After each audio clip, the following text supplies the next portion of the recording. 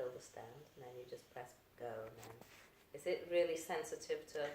There's something just at the end, but it's okay now. Okay. Is it on now? Yeah, you can so go. 3, 2, 1. They can edit. Hi, I know, edit. Okay. I'm Sarah McCartney.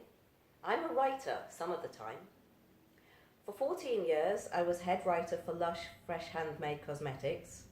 Then I left to write a novel, typical copywriter, and wrote words and trained teams of writers at huge companies including Aviva, Legal & General, TalkTalk, Lee Jeans and Eon. I almost died of boredom. After writing the novel about a perfumer, I didn't get a publisher, so instead I started a perfume making business, 4,160 Tuesdays. Now I write my own copy. That is a really good test of what works and what doesn't. So I'm going to share with you everything I've learned. You're all writers. You write for a living. Excellent. Well done. People pay you to put their thoughts into words. You wield your pen or touch your keyboard, and you can persuade. Change minds, change lives, change behaviour. Except for just one thing. No one really wants to read your writing. Time is short. Let's think about our normal lives. When we're not writing, we're doing all the other things we need to do. We're all busy, aren't we? We only choose to read about something when we need to. But we see other things online or on paper. What gets our attention? What stops us for long enough to start reading or listening or watching? What makes us keep reading for long enough to get to the point? Ideally, we'd act on that point. We would click on something, change our minds, donate to a cause, share on social media, or the usual aim of the copywriter, we would buy something. That's our job. To get people to pay attention for just long enough to do something. It doesn't have to be short, but if it's long, it has to be very, very good. When I started in marketing, it was common knowledge that no one reads long copy. There was no need to write good copy because no one was going to read it. Sheer laziness. Anything longer than a couple of sentences was dull and patronizing. Writers spent days on snappy headlines and trying to look clever. They were also obsessed with winning awards, not helping their clients' businesses, instead boosting their own and their company's reputations. Things changed. In the 1990s, copywriting started to get interesting. Storytelling happened, and so did the internet. Now we can have instant data on who is responding to what. Clients need results and they can measure them. It's not enough to be skilled, professional, fluent and articulate these days. We have to be talented wordsmiths, crafting sentences to intrigue, amuse and persuade, don't we? There's more though. I have 3 things to share with you, which I hope will make your writing better. Be kind to your readers. See it from their point of view. Writers play roles. Get into character. Kindness. What's that about? We're writing copy. This is work, not charity.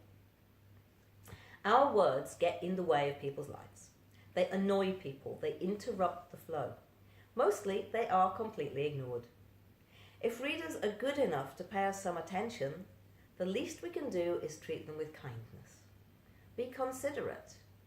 Make your writing easy to read, smooth and clear. Write in a way that enables people to read without noticing the words. They just absorb the meaning. Take out obstacles. Punctuate perfectly. Newsreaders say that they can read anything at all, straight through, as long as it's punctuated correctly.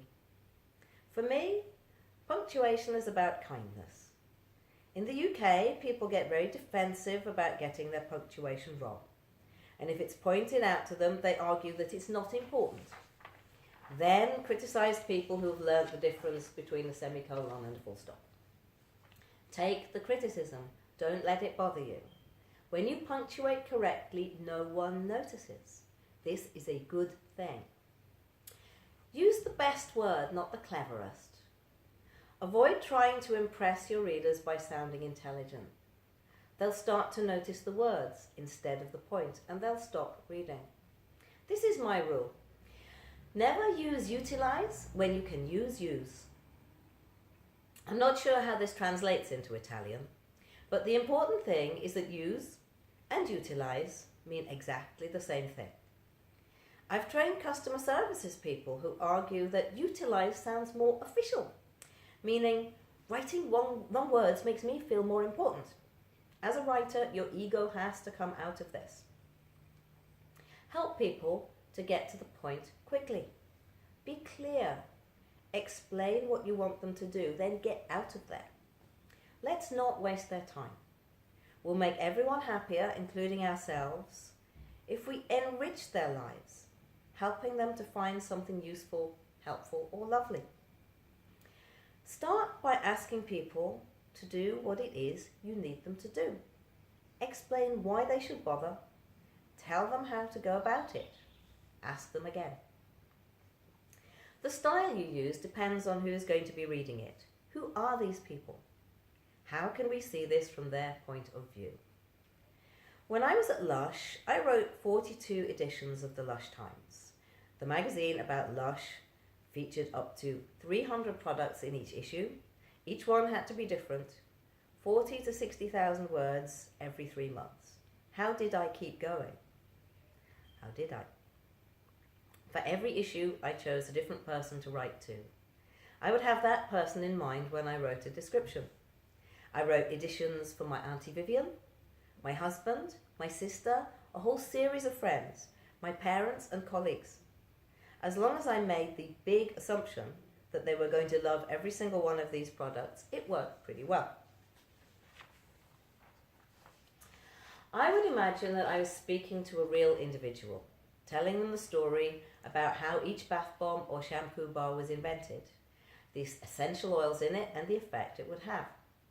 People liked the reality and enjoyed being written to like a real human being, not a target market. If you do it well, without assuming too much about your reader, you can make your words feel personal. If a big company says to you, our demographic is 25 to 30-year-old single men who ride motorbikes, I would ask you to picture someone you know. I see Ryan from my yoga class.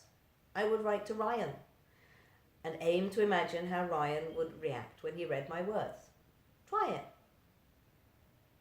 See how insulted people are when Facebook targets them with an ad selected for their demographic.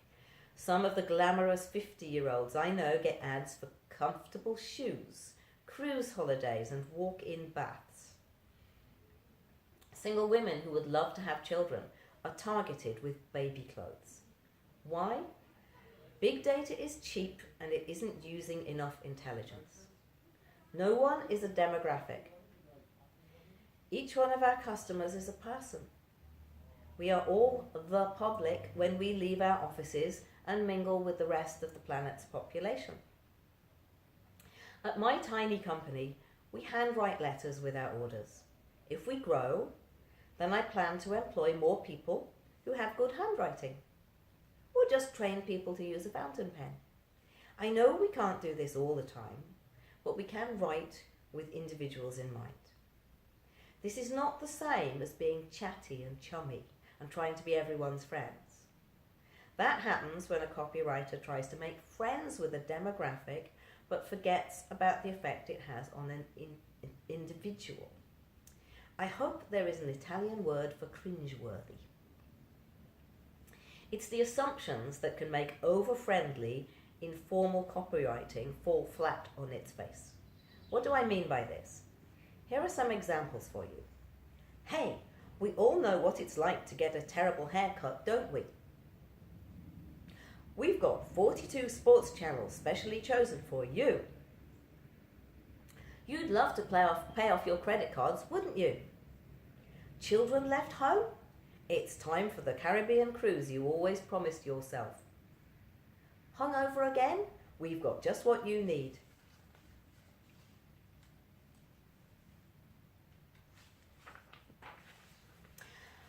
It's the kind of copy that makes me want to shout at the screen, "No, I don't. No, I haven't. No, you didn't. You do not know me." Avoid that if you can. Think of a person who's going to be reading it.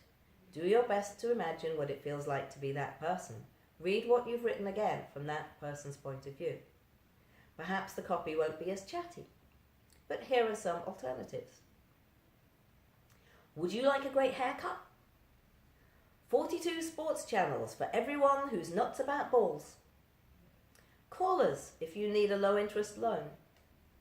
Warm sun, smooth sailing. Join us on the Queen Catherine and cruise the Caribbean. You can write your own for the last one, but I hope you see what I mean. We are not demographics, we are individuals. And we all want to be spoken to in a way that acknowledges that. This is not a contradiction. Of course, there will always be one or two people who object to your style, but in my experience with Lush, the multinationals, and my own tiny company, most people appreciate it.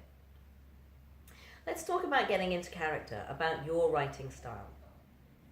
When you write your novel, you have plenty of time and space to develop your own style. But here, you need to represent your client's brand and reputation. Again, it's time to leave your ego at the door, just in case it's forgotten its place and tried to get into this conversation again. Everyone has their own style, and sometimes you'll be chosen for a job because of it. But in the real world of copywriting, mostly you're chosen because you are available, reliable, affordable, and flexible. Often, you will be asked to write just like someone else. We are writers because we have imaginations.